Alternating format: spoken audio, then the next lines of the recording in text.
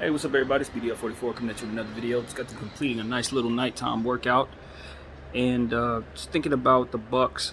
Watching some highlights, some not really highlights, but ESPN footage, and Stephen A. was talking about the Bucks and how he was next to Mike Wilbon. And they were essentially saying that the Bucks don't really play the type of basketball that you would think they would play for a team that's winning. It's like, you know, here we are this far into the playoffs, and they are still doing things that make you scratch your head, and that's one of the reasons why. It's not one of the reasons. It's the only reason why I'm rooting against them, to be honest with you. Because, like I've always said, they have a bunch of players that I like. The storyline surrounding them is really, really easy to appreciate.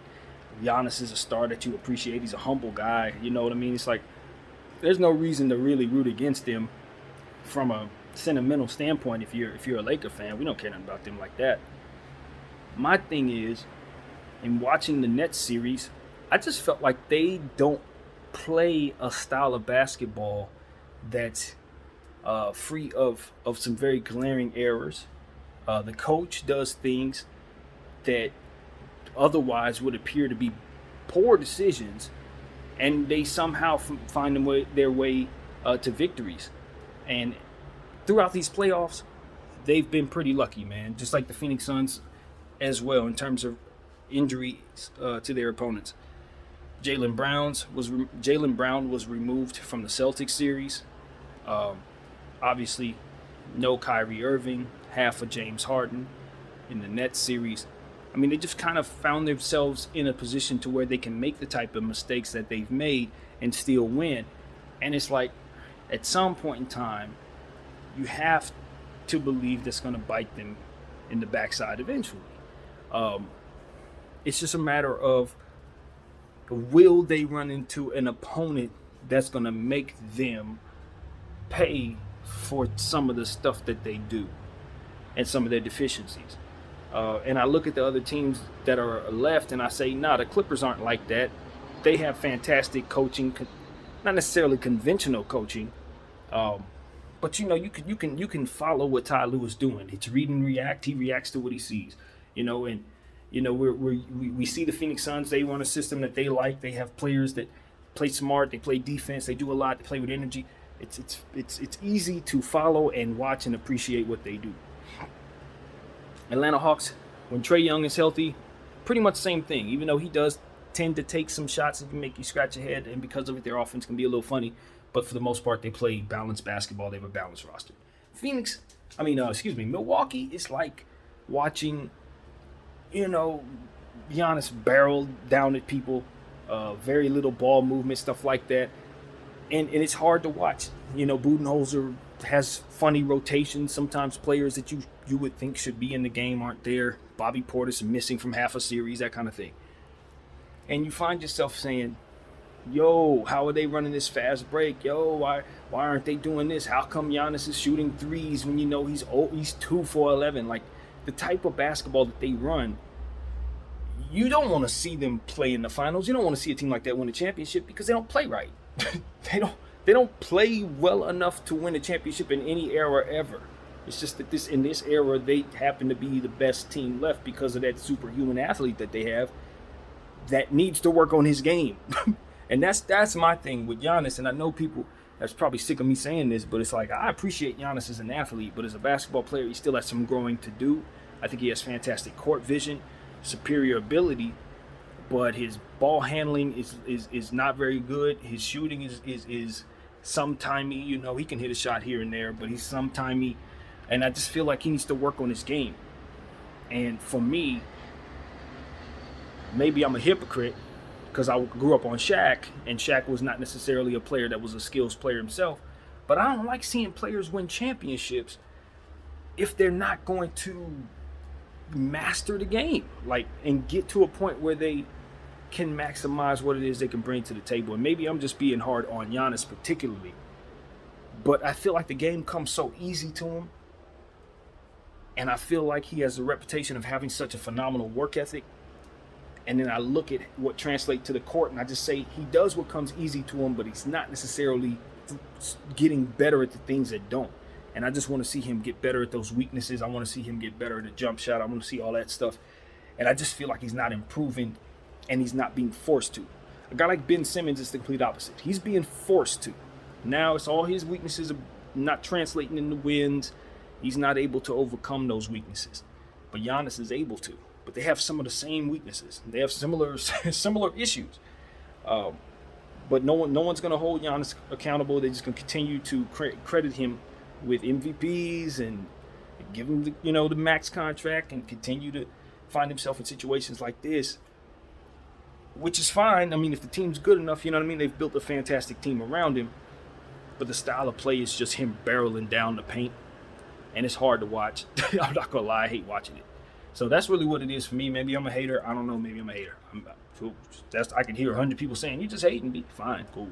That's what it is. I can't deny it. Like I said, I don't dislike Giannis at all. It's just the style of play coupled with what I just said. It frustrates me to think that they're going to win the championship. No, they don't play well enough.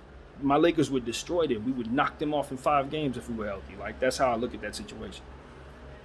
So, with that being said, you got to give credit where credit is due. And what I came here to kind of say, even though I've gotten away from my point of view, was I think what I've come to realize about the Bucks is because Budenholzer is so unorthodox, it's almost like when you're going up against him, you're boxing against a lefty, a southpaw. You know what I mean? It's like with coaches like Ty Lue, you can dance with a coach like that. He's making his adjustments. You're going to adjust at him. The games can be fluent because it's very easy to understand what he's doing. And you could, with Budenholzer, his methods are so off. Like, he's not exactly reacting to what you're doing. He's doing something else. It doesn't matter if he's got a situation where he needs rebounding. He's going to keep non-rebounders on the floor. Or, maybe his guy, like I said, Giannis is shooting 2 for 11. He's going to allow Giannis to shoot. He's not going to try to amend the situation at all. This is the kind of stuff. So it's like, you can't dance with a coach like that. There's no continuity to the game. The games are going to be murky. It's hard to adjust to him because you don't know what the hell he's doing. It seems like he doesn't know what the hell he's doing. And it works. That's what I'm here to tell all of you. After everything I said about all of that, everything that I've said, I've come to realize that is a strategy. Whether it's intended to be a strategy or not is irrelevant. The point is, trying to go up against a Budenholzer team is difficult to adjust to. And that's the secret formula. That's the secret sauce. The very thing that I hate about the Bucks is why they're in the position they're in, besides all those injuries and all that stuff. It's because at the end of the day, it's kind of difficult to, as I say, dance with a coach that isn't necessarily reacting to you and isn't necessarily doing things that make any sense at all. And when you have players on the floor that are hyper talented, who are executing his wacky plans, it's like fighting against a southpaw. You're going up against a superhuman Giannis. You're going up against a Chris Middleton that maybe you game plan against, and he comes out and only attempts 9 shots. Maybe you anticipate him coming out only attempting 9 shots and he goes for 38. Or a guy like Drew Holiday, maybe you anticipate him coming out and going off for 25. And suddenly he's going for 2 for 11, but has 11 assists, and he's the guy getting the ball to Chris Middleton who's going off. It's how do you game plan against that? What if the next day you go up against the Bucks and suddenly Bobby Portis comes off the bench, he wants to go for 25? Or in another game, suddenly Budenholzer's playing Brent Forbes, and now Brent Forbes going for 18 on you. How do you game plan against that? Keep it going. Brook Lopez come in. Now you got Brook Lopez going off for 5 threes. What? Like that kind of stuff. You cannot game plan against a Budenholzer run team. And this becomes ever so clear to me that that's the problem. That's the problem. Because you don't know what he's going to do because he don't know what he's going to do. That's what it seems like. So that's why I've been wrong about just about every Buck prediction.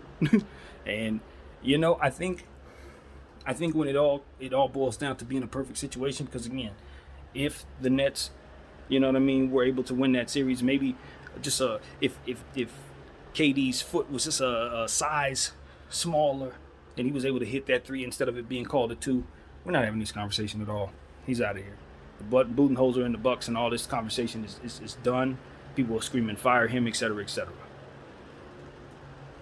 You know, but at the end of the day, they are here. They have the upper hand in this series thus far, although there's still a lot of series left. We will see what happens tomorrow with the Hawks and the Bucks. I think the Hawks are in trouble because Trae Young's injury is going to have him probably not able to accelerate, as he said in the press conference. He needs to be able to blow by people, and he's not able to do that. And, you know, as Tim Legler said, I believe, when you're going up against a guy like Drew Holiday, he's the wrong type of player to be going up against hobbled. It's the same thing I said about Chris Paul coming back in the Clipper series. When you're coming back, the last person you want to see coming at you defensively is Patrick Beverley. You know what I mean? And that's the exact same situation that they got going on over there. Drew Holiday is going to be all over Trae Young. And it's going to be very difficult for him to shake that man off when he doesn't have his speed. Now, earlier in the series, when I was predicting that Drew Holiday was going to be able to keep up with him, he was shaking Drew Holiday off and had one of the best games I'd ever seen against anybody against Drew Holiday. Problem is, now that he's hobbled, I'm sure Drew is thinking about that. Drew's coming off of a game where he didn't play well. I'm sure he's going to be coming in with the intensity necessary to make up for that. So that doesn't bode well for the Hawks at all. I don't like how this looks for them going forward without him being healthy. So we'll see. We will see how that goes. Now that Budenholzer's regained his interest in playing Bobby Portis, Bobby makes all the difference. And that's the thing, you know.